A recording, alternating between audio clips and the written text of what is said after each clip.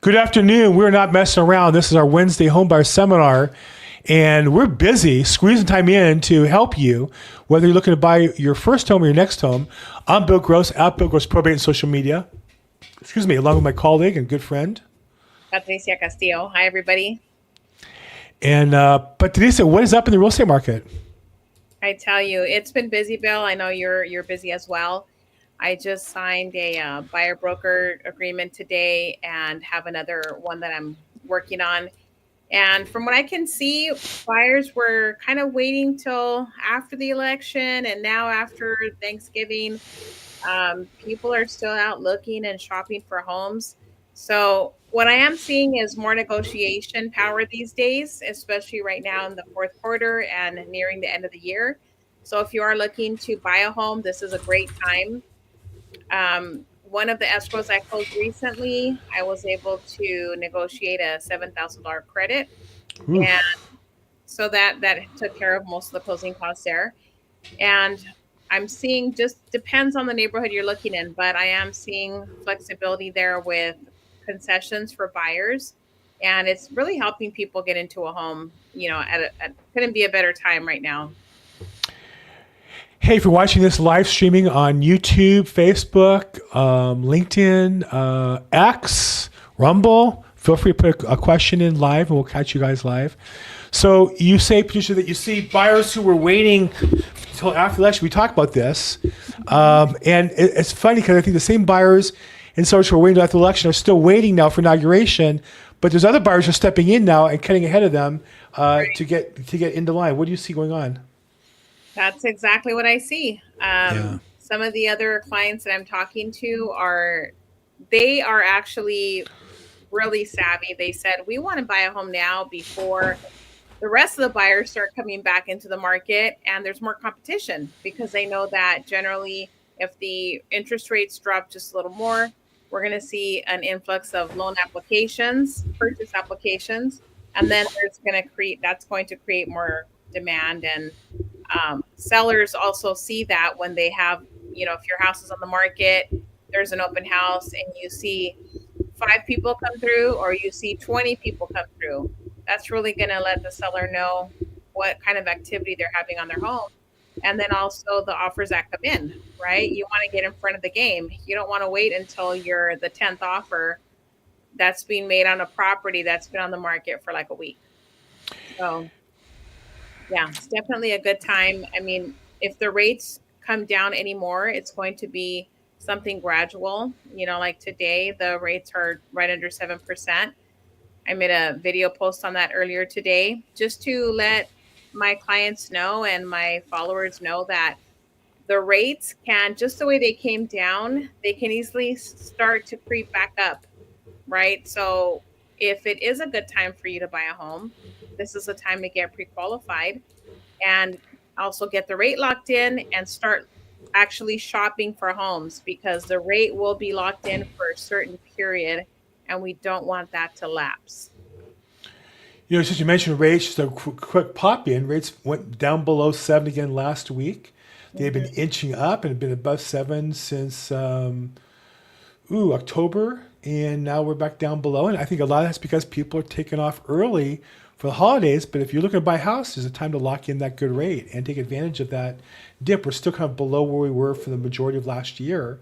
And who's to say they could go down again? You could refinance and lock in a lower rate once you own the house, but you can't get the rate without a house. There's no way to do that. So That's right, without a loan approval. exactly. I experienced today. I went to court. I think I showed you briefly, but add a little color to it.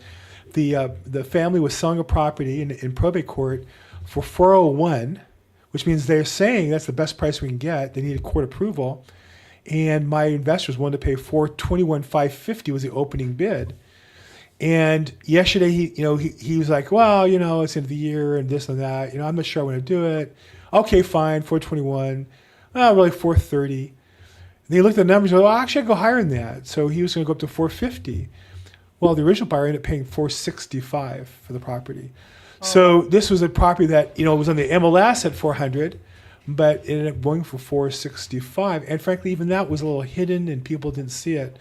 So what does that say? What it means is that You can say that you don't want to pay too much, and you won't if you don't ever buy anything, but you can't make money unless you buy something.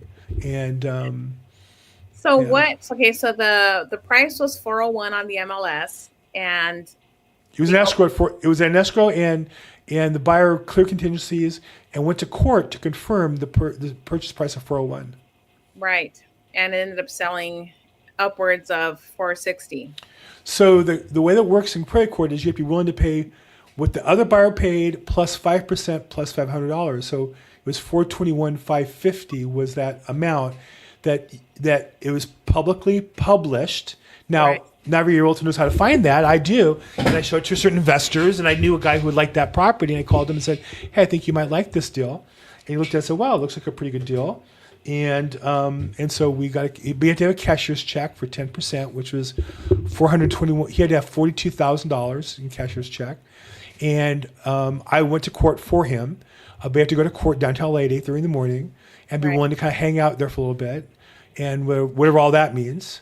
And then the original buyer. So what happened was the original buyer's agent didn't show, and the attorney didn't show, and the buyer didn't show.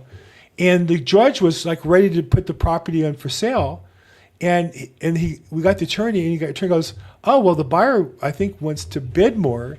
And we waited around for like an hour and a half for the buyer to show up. He almost lost the property at 421, which would have been a steal for my client. Because he was the one to pay 460, but the buyer ultimately paid 465. So there you go. Yeah, and this is an investment property, so I imagine it needed work and some remodeling and updating. This was 2 empty lots actually in South LA Okay, that both could be a house and an ADU both. So my builder's plan was to build 2 4-bedroom SFRs with a 2 or 3 bedroom ADU each, right. and they would have sold for, I think he said he would have paid $300,000 each. They were sold for like $900,000 each. So for anybody listening, SFR is single family residence, I'm sorry, yes, and an additional dwelling unit in the back. right? So these So- are the. Yeah, so even land, just a parcel of land, is valuable in today's market, and it's yeah. so competitive. Oh yeah. So there you go. So it's one of those things where, I think that, again, my buyer was a little nonchalant. I said, okay, well then don't buy it. Oh no, I won't. And in retrospect, he would have loved to have bought it for 450. He couldn't get it. And the original buyer, I'm sure if I had gone to him and said, hey, somebody's overbid you and pay 450, oh, it's not worth it. But he paid 465. So again, it's one of those things where, it's never worth it unless you want to buy the property. Then you've got to pay what the Sure. property is worth. That's just kind of how it works. Right. And if you are serious about buying a home, this isn't the market to wait around, kind of see what the price does, see what the interest rates are doing. Just act now. And I just wanted to mention, because I know we have a shorter time frame today on our call, but there are still down payment assistance programs available for anybody that is interested in learning more about the down payment assistance, because each program has its own criteria, and you may be over or under the qualified income limits, and each program is different. So we can't just come out here and say, you'll qualify for this program or that program. We really have to look at which program would be best suitable for you according to your income and your qualifications. But they are out there. So contact us today if you would like more information on down payment assistance. Even if you don't have a down payment, this is what the down payment assistance is for. And there's also closing cost assistance available. So feel free to reach out and give us a call. Any last words, Bill? I know we said we were going to end about 4:10, and it's 4:10 now. Yeah, I got kind of short. Look, we're busy. And I'm also trying to finish up, and take out some time at the end of the year. So if I can help them, I'm not too busy to help you, and reach out. I'm at Bill Gross Probate on social media. And I know Patricia's not too busy to help you if you have questions. How could somebody reach you, Patricia? So my cell number, 323-365-9909. And she's on it, baby. You call her, text her, Not like me. I'll get back to you in a couple hours, but you need her, man. She's. We have a deal. I sent her a buyer who's looking for property, and she was on top of the guy and does a really good job. So, but Tanisha, always a pleasure. Sorry, kind of a little short today, but we'll have a great week. And if I can help with anything, reach out. Okay, thank you. Okay. Bye-bye. Bye bye.